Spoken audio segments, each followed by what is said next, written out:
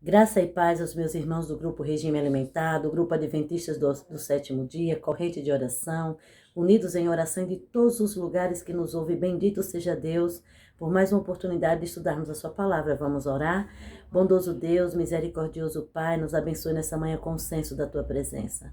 E nos dá mais uma porção do teu Espírito para que possamos assim nos conduzir no estudo da tua palavra, em nome de Jesus. Amém. Queridos, ainda com o nosso tema bebidas, o nosso verso de hoje, 1 Coríntios 10, 31, que diz, portanto, quer comais ou bebais ou façais outra coisa qualquer, fazei tudo para a glória de Deus.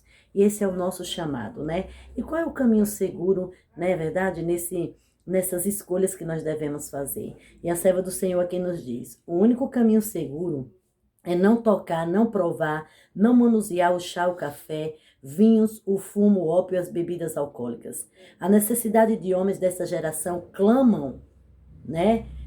A necessidade de homens dessa geração chamarem Deus a fim de resistir às tentações de Satanás e vencer a mínima condescendência com apetite pervertido é 2 vezes maior do que a de algumas gerações passadas. Afinal, queridos, nós precisamos de soldados bem preparados no último momento da batalha, não é verdade? Então nós precisamos ter a nossa força vital totalmente preservada. E aqui diz assim, ó, há um conflito entre a verdade, né, e a condescendência com o próprio eu. Esse é o pior inimigo que nós temos para vencer. Os fatos relativos a Coré e seus companheiros, os quais se rebelaram contra Moisés e Arão e contra Jeová, acharam-se registrados para servir de advertência ao povo de Deus, especialmente os que vivem na terra perto do fim do tempo.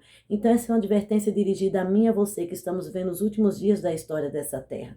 E aqui diz assim, Satanás tem levado pessoas a imitar o exemplo de Corá, Datã e Abirão, em suscitar rebelião entre o povo de Deus. Os que se permitem levantar-se em oposição ao claro testemunho enganam-se a si mesmo e têm realmente pensado que aqueles sobre os quais Deus colocou o encargo de sua obra eram exaltados acima do povo de Deus e que seus conselhos e reprovações eram indesejados. E será que a história não tem se repetido? São inúmeras as vezes que nós pregamos a verdade e as pessoas dizem, não é bem assim, não é? E tenta colocar uma capa sobre aquilo que Deus nunca pediu para colocar. E Deus diz assim, que esse foi o pecado de Datã e Abirão, mas isso foi seguido de um pecado cometido anteriormente, que é o pecado da intemperança, a incapacidade de dominar-se, não é verdade? Olha bem o que o servo do Senhor diz aqui ainda.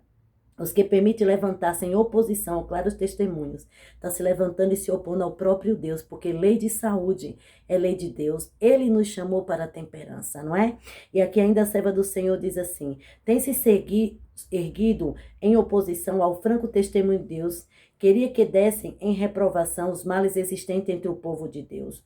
Os testemunhos apresentados contra as condescendências nocivas como chá, café, rapé e fumo têm irritado a certa classe, porque isso destruiria seus ídolos.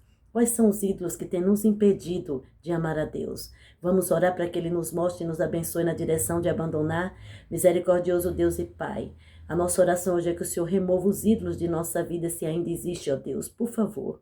Em nome de Jesus nós clamamos. Abençoe-me os meus irmãos, em nome de Jesus. Amém.